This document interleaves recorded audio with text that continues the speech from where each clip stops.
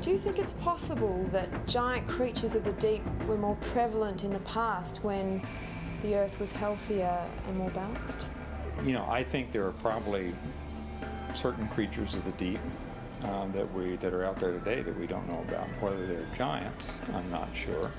There are you know, many species, even shallow, and even things that we've held in our hands that are undescribed and unknown. So I'm sure there's, as you go deeper, you'll find more unusual things. It was not that many years ago that we discovered hydrothermal vents in the deep ocean.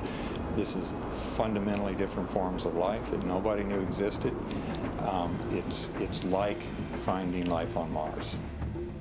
And so I think sort of the whole mysteries of the deep thing is not unreasonable. On that note, Daniel and Natalie will take the plunge. They are going down to the only inner space station on Earth. Think about a big yellow school bus sunk at about 50 feet deep, and you're living in that bus. That's sort of what this is like. There's just walls of fish that school around this thing. It's really wonderful. It's my favorite place to be. I like it as well as any place I've ever been. The lab is 3.5 miles offshore and 60 feet down. You can't exactly just drop in, but I want Dan and Nat to check out this inner space station for themselves.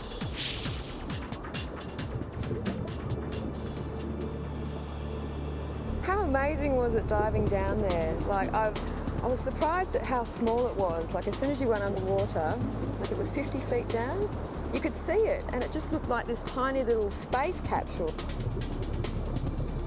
And as you get closer, you realise that it's become like an artificial reef. There's fish swimming around it. There was a school of barracuda.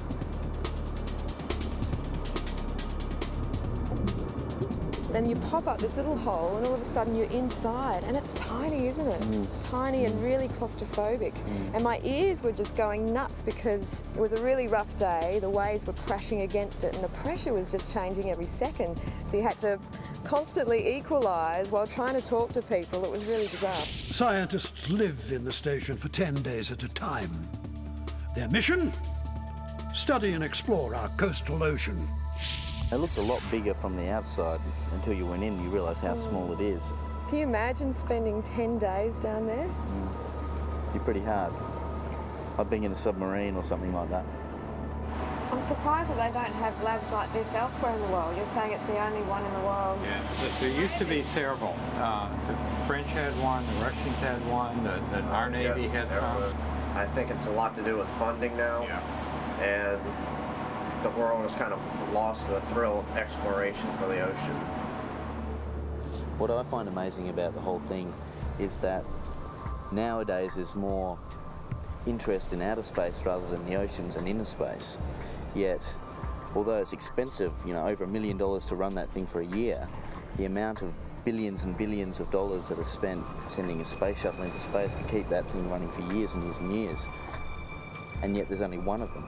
You can spend 10 times, 100 times as long doing research down there, and it's invaluable research. We're learning about how human activities like overfishing and pollution affects our coral reefs and our oceans.